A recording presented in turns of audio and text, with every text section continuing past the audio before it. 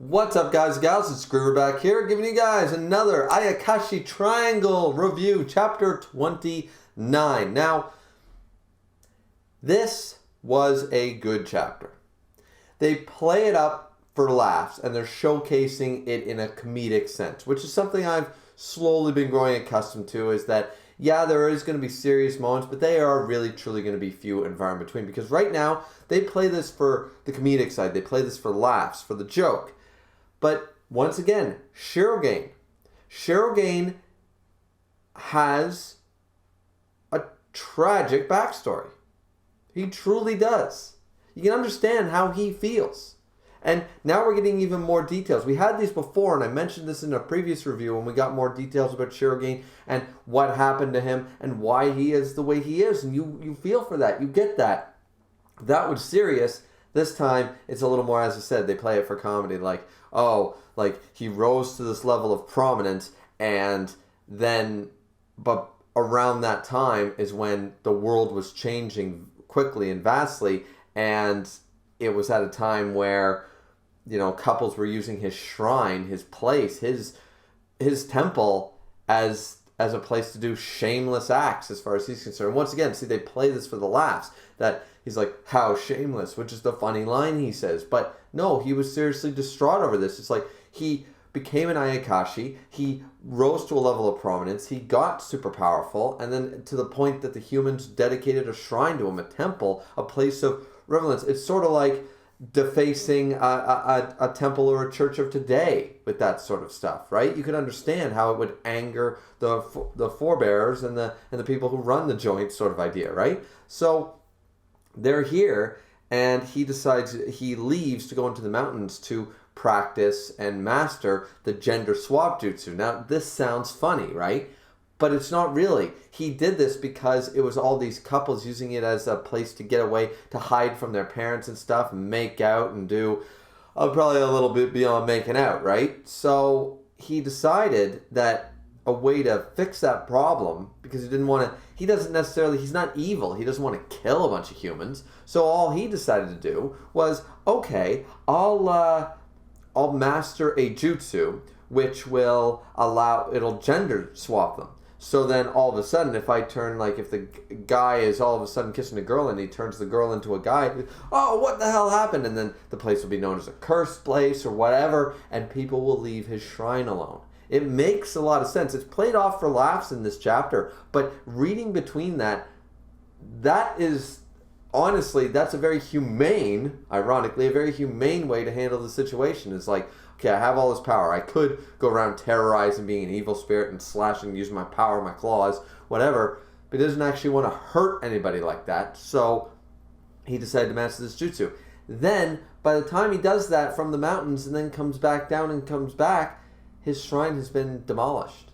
They built a dam in the place, the village was wiped out, and a dam was built, and he doesn't even have a place to return to anymore.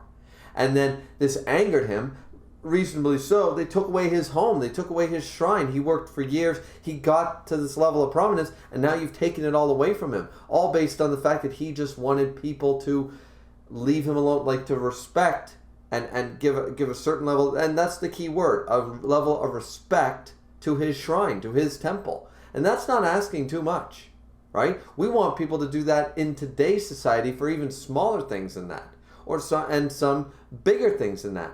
Like, at the end of the day, you don't need to believe in what X church is doing, but it doesn't mean you can just go in there and start, you know, you can't go into a Catholic church and start cursing up a storm, smoking, you know, saying, oh, I'm going to bring 3 hookers here and have a strip party. You know, that's disrespectful. It's an asshole move, but it's, at the end of the day, you're being disrespectful. Like, why? Just because you don't believe in their religion and their faith does not give you the right to do those sort of things. And in the same way, we have Shirogane doing this, basically following that same line, that all he wanted was a little bit of respect and to be left alone.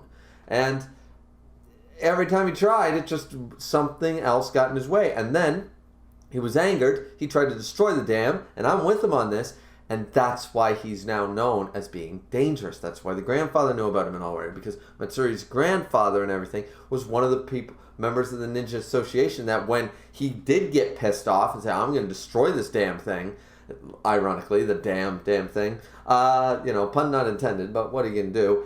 He goes through this whole thing, and then that's when the Ninja Association takes bigger notice of him. He becomes an enemy, all that stuff, because they don't understand the story. We now are seeing this through Shirogane's eyes, and we're starting to get the story. And this was the core part of this chapter to take away. There was one little thing with Garaku that I want to mention, but because the rest of the chapter is just played for hijinks, right? They're playing with a Ouija board, and Garaku is the one to tell Shirogane that stress levels increase Suzu's powers.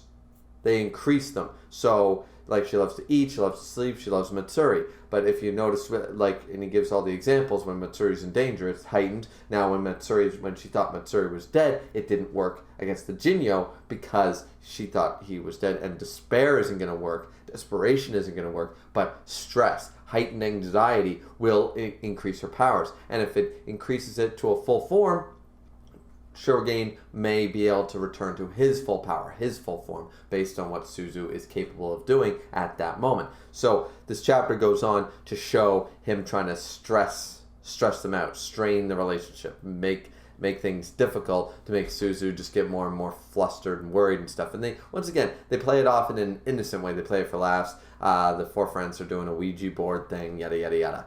But the core part of the chapter was all about that. That's what I felt. And I felt it was very important because, and I really wanted to bring that up right here at the beginning, rather than review the actual chapter, review that part of the chapter. Because as I said, I reread it a few times and it's really played off to be like, oh, ha, ha, ha, ha. It's like a comedy show, like an Everybody Loves Raymond episode or something. Like, oh, they got those...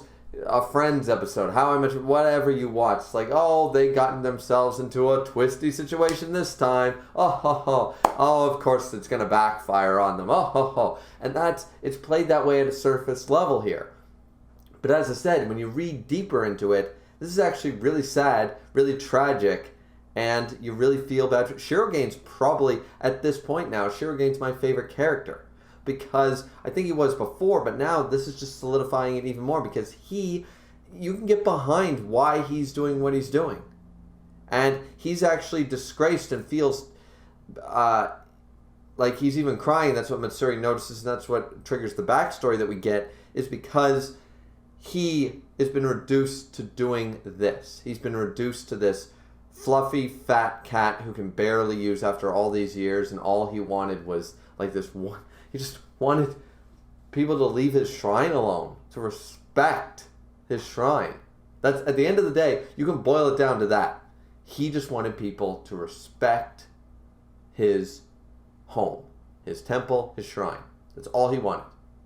If people would have just stopped doing brazen things and using it as a hookup spot rather than a temple, none of this probably would have happened.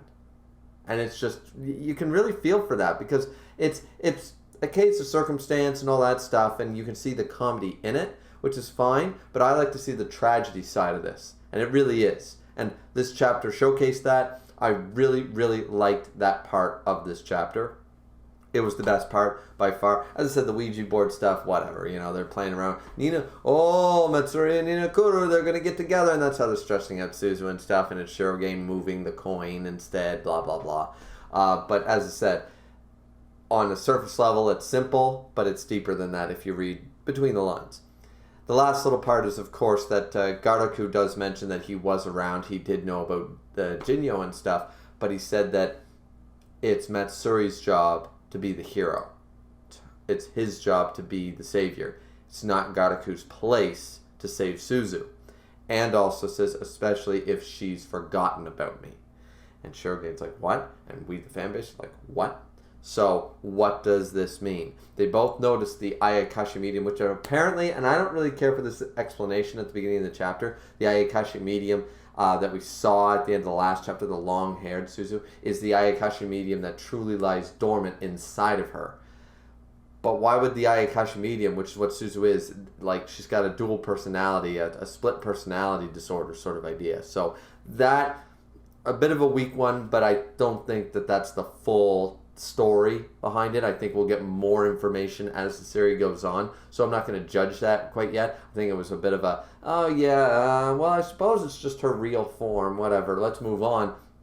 It wasn't really the focus of the chapter, and it's not really the focus on, that's going to be left shrouded in some mystery for some time, and I don't mind that, so that's fine. As I said, the Garaku stuff was interesting, that apparently she's forgotten about me and sort of idea. And okay, so who is Garaku, and why would Susan know Garaku from way back when? They're only kids, they're only teenagers, so all right, let's just see what goes on. As I said, the chapter ends on a comedic note once again, I don't mind the comedy. The comedy's fine. It's just, it wasn't the main focus for me for this chapter. I was really invested in the tragedy that is Shirogane. So, but that's the chapter review, guys. I thought chapter 29 was fine. What did you guys think? Like, comment, and subscribe. And what do you expect from the series going forward? Because right now, it could go in a lot of directions. I've had some comments talking about this is basically meant to be more of a drama slice of life, not so much a battle shonen with main arcs. It's supposed to be, we know it's Ichi, but it's going in a different direction, and that's totally fine and good, but I just feel our expectations and the assumptions made, which, fair enough, that's only expectations, it's only assumptions, but was leading us heavy to believe that this was going to follow a more To Lover You or a Black Cat sort of idea with proper plot lines, at the very least, if not full-on arcs, but plot lines and such like that, following a bunch of battles and strength and rescues and etc. Whereas now it seems to be going into more of a slice-of-life high school drama comedy direction, which is fine, but I just wish we hadn't been teased with the idea of a new Black Cat manga going forward. But either way, that's just my little thoughts there. But what do you guys think? As I said before, like, comment, and subscribe. As always, it's always very much appreciated. And let's try to hit 500 subscribers by the end of March, eh? Let's try to hit 500 subscribers. What do you guys think? Is that unrealistic? I mean, we've jumped like 50, 60 people in a month and a half. So what's another 50? What's another 50 or 60? Come on, guys. Let's do it. Let's do it. Okay. So thank you guys so much for watching. Drink responsibly as always. We'll see you back here next time. Peace out.